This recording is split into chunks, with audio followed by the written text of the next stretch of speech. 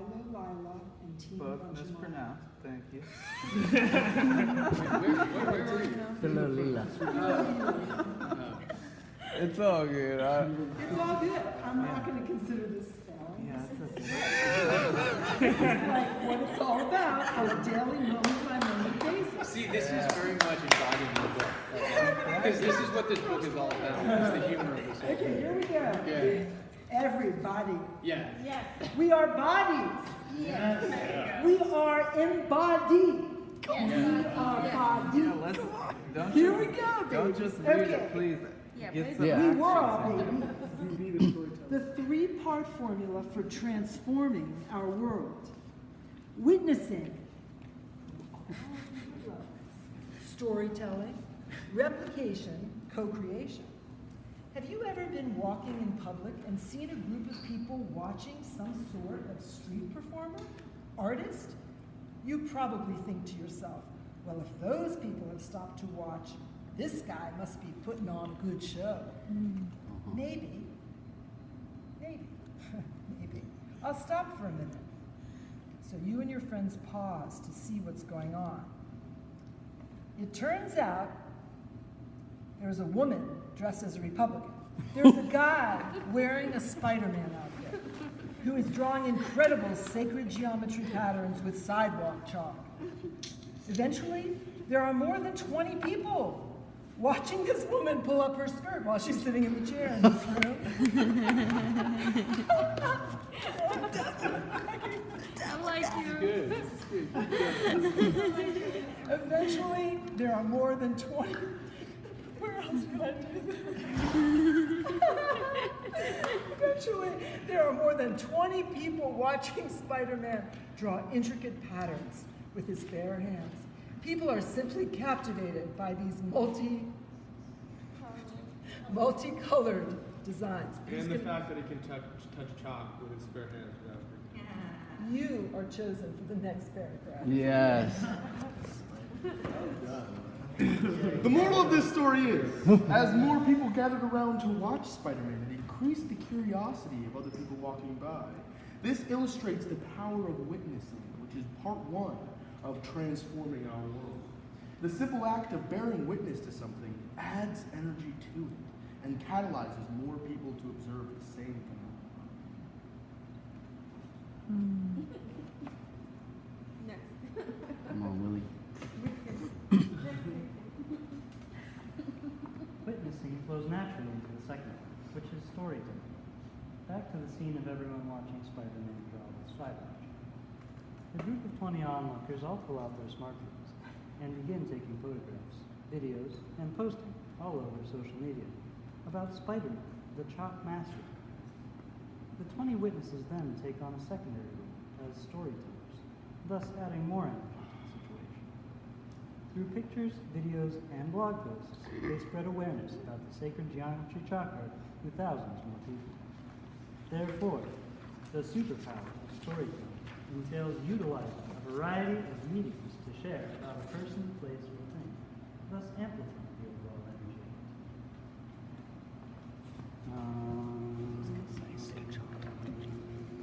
All right, Gregory wants to go for it. Come on, G.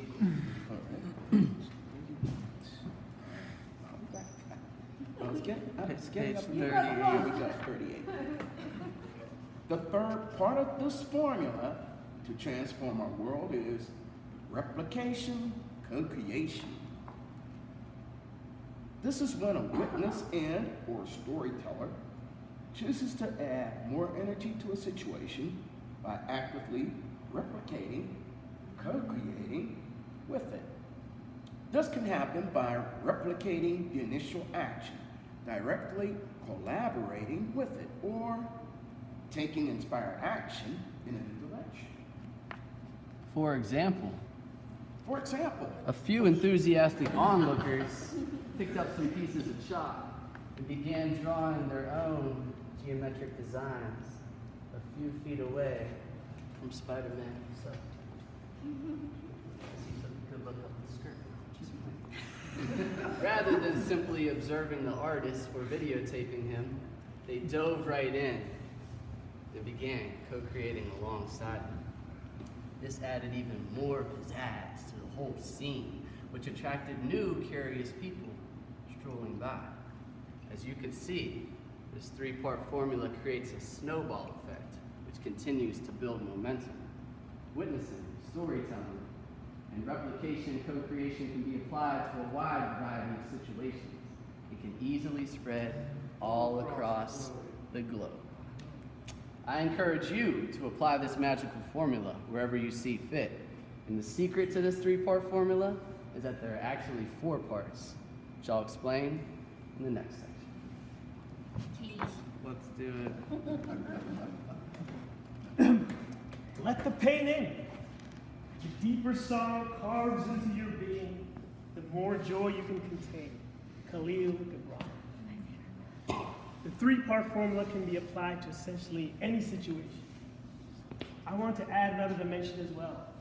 If you find something in the world that is undesirable, problematic, catastrophic, you could use these 3 steps to steer in the direction of solutions. Say the problem is mountain removal coal mining. Yes, this devastating reality does exist. And we don't want to ignore that. But rather than dwelling on it, we can use the ugliness of the situation to fuel our mission to create beautiful alternatives and situations.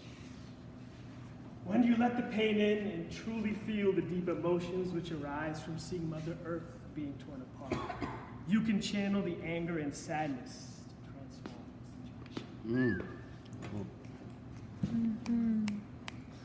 Many activists like Joanna Macy, who facilitate the work that reconnects, explain that it is actually through feeling our deep despair for the state of the planet which opens up the space for us to be stronger activists.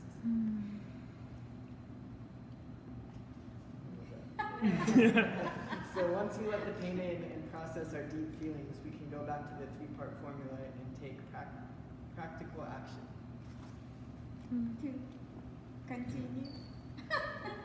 To continue with our previous example of mountain top removal, we can find examples of cleaner alternative energies.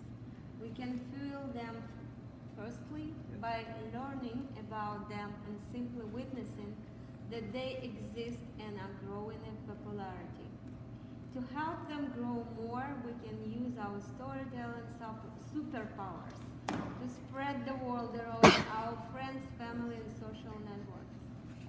Lastly, we can actively co-create and replicate to support alternative energy.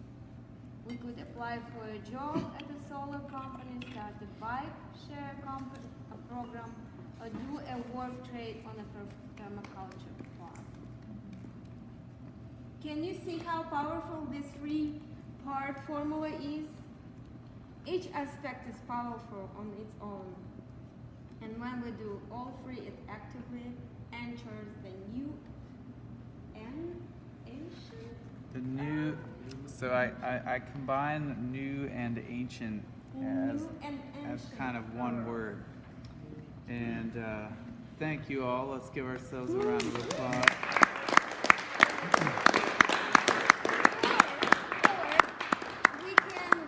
And those mining companies and then destroy from inside. Anarchy. I know. All right, well, there we go. It's a team effort. So, on that very last note of the new and ancient earth, a little secret is I was initially going to call this book The New and Ancient Earth is Here. But I felt that was a little too long and it would kind of confuse people. So I decided to stick with The New Earth is Here, though in the book I explain how the key is to recognize that it's both a new and an ancient way of existing on the planet that we're going to. It's not like, these new things are just like bursting out for the first time ever.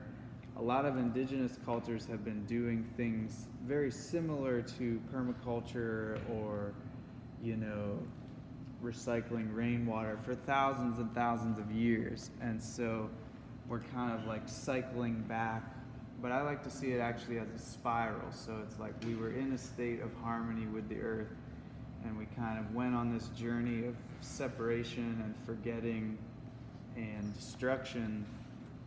And in that process, we actually kind of went from more of a right brain creative mode into like a left technological rational mode.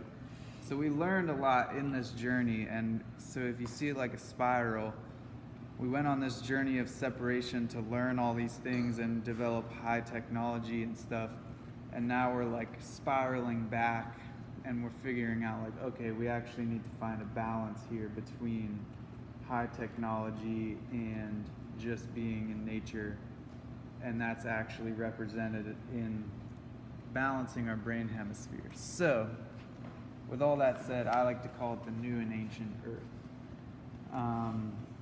And yeah, this 3/4 part formula can really be applied to all kinds of cool stuff. And this relates very much to another chapter in the book, which Grace and Parker, who have been key story weavers on the Team Pachamama Alliance, which, by the way, this is basically our emblem here for Team Pachamama, and we've got these cool shirts printed. Well, as for now, we've only got one of them printed. But I'm just planting the seed that probably come next spring, we're gonna do a larger order of these for anyone who's interested, because there's so many different colors, and to get this like nice soft material, I'll pass it around so y'all can feel the material. They're running at like $30 a piece. So we're gonna try and get that cost reduced a little bit if possible, but I think they're pretty awesome, and it really is like an energetic upgrade just wearing this design. Like, it's really some powerful stuff. This is what's called sacred geometry. If you haven't looked into it, please check it out. So I'll pass this around so you can feel it in your hot little hands. Upgrade over wearing Snoop. Say what? I don't know if it's an upgrade over wearing Snoop. Well, that's up for debate. What are you doing?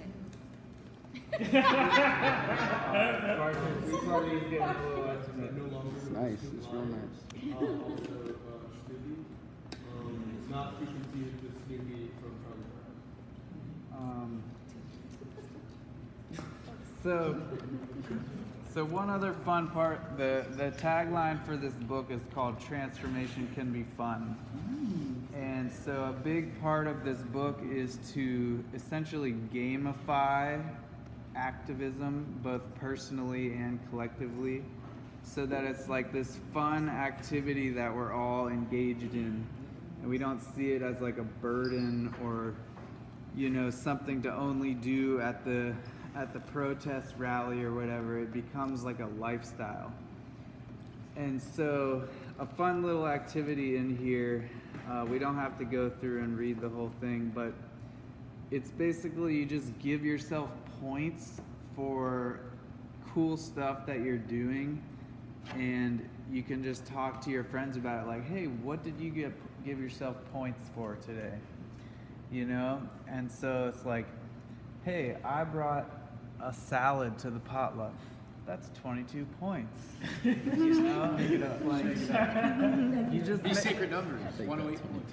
Tom got 30 points. You can really 1,118 points for creating this environment. Well, thank you. That's what I want to pass around the speaking stick, and we're each just going to be creative and silly and give yourself an arbitrary number of points for something that you're pretty proud of that contributes to the new and ancient earth in some way. So, who wants to start? You.